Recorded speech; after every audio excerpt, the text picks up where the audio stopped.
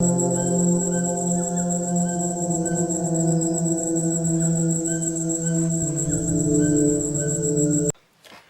so this is a video of sharpening a smallish penknife with a small sharpening stone.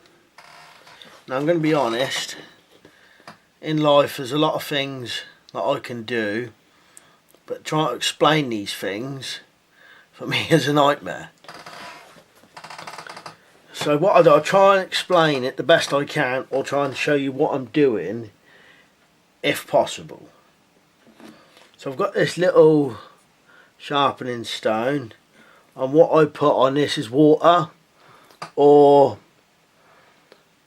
if I was out in the bush and I didn't have water, to be honest, I'd spit on it.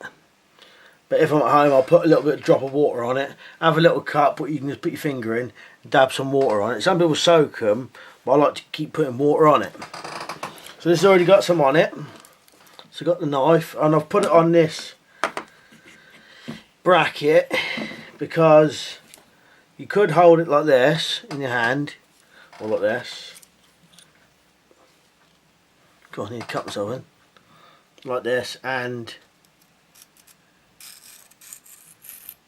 sharpen it like this, but I like to have it on something. It's easier for me. So I've got it on this bracket which pushes against there. I showed you this before with a big sharpening stone in it. Or another method to sharpen a knife is you can kind of go like this. But I don't really like doing that method either. So a bit of water on there. So I'm trying to lay the knife on. So if you can see, you got the small little angled bit here, which is the sharp part of the knife. Your grind, your bevel or whatever. You try to lay that on the sharpening stone at the same angle as it's been ground, if you know what I mean. So you kind of just got to do it till you kind of feel it. So that feels about right there. And then remember, it's got water on it. And you push away as though you're trying to shave a bit off the stone. Not too much pressure. And as you come to the end, you kind of lift it up and bring it round like that.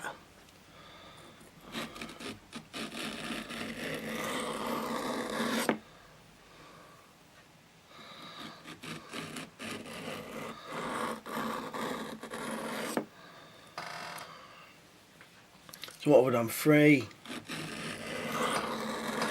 4,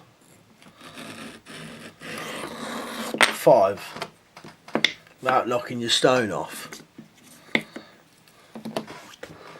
here's another way you can do your water. Bottle, little cap of water there, and then just drop that on.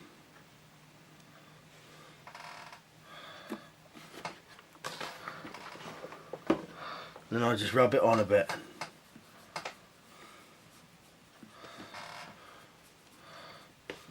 You see that there? It makes like a slurry on it.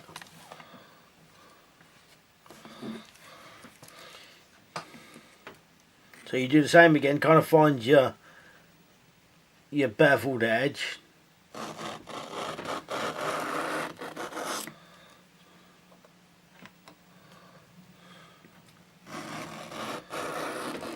And kind of lift it up and kind of do the curve at the end of the blade.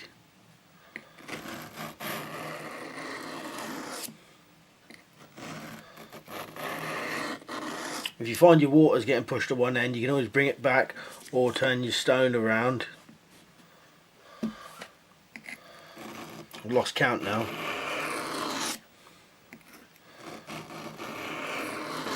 I think that's 5.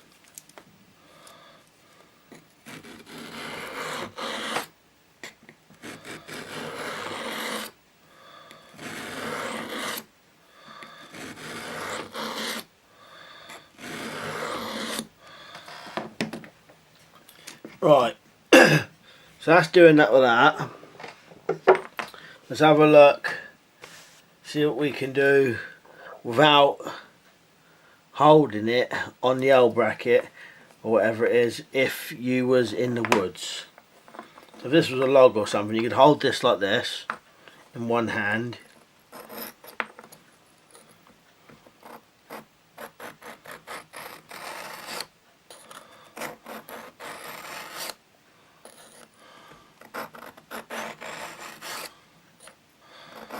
It's harder to get the angle, I think, and control it like this. I like to have two hands on it if possible.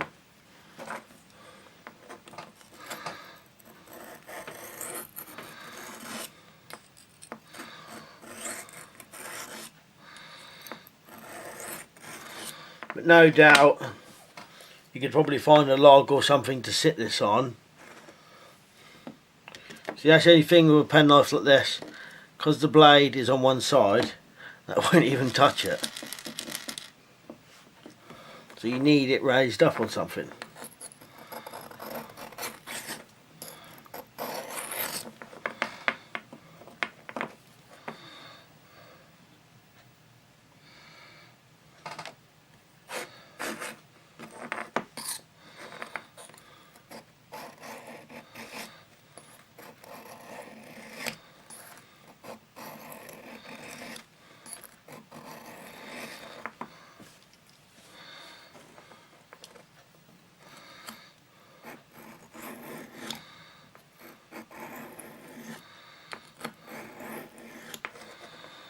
Right, I'll do that a little bit more and then we'll test it.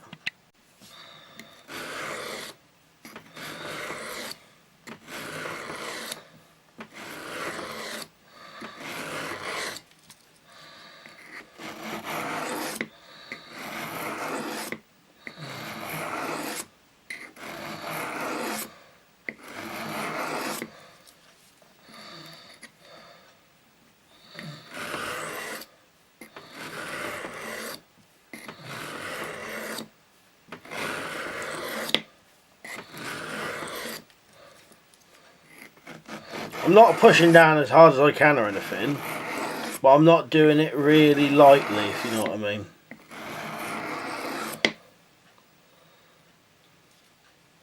And if you had a strop, it'd be a good time to go over it with that. Try a bit of paper here. Can't promise how sharp this is yet, because this was very blunt earlier on. And I also don't really regard paper cutting test as much of a test for sharpening a knife, because you ain't going to be slicing bits of paper in the woods, you're going to be cutting wood. So well, it's got areas that aren't brilliant.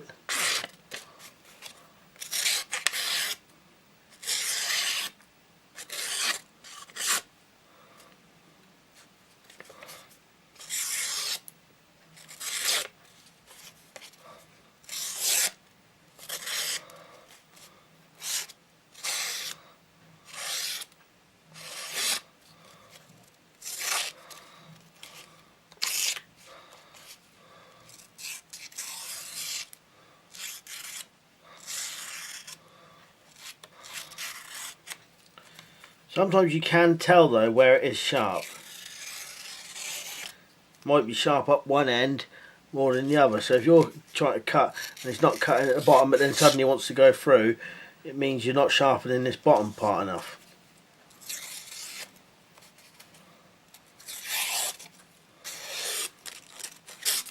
Anyway, that's how I sharpen a little knife with a little sharpening stone. If I've ever got this in the woods, I'll try and show you a way of how I would actually do it in the woods on a log or whatever. Alright, cheers for watching. I'll see you later.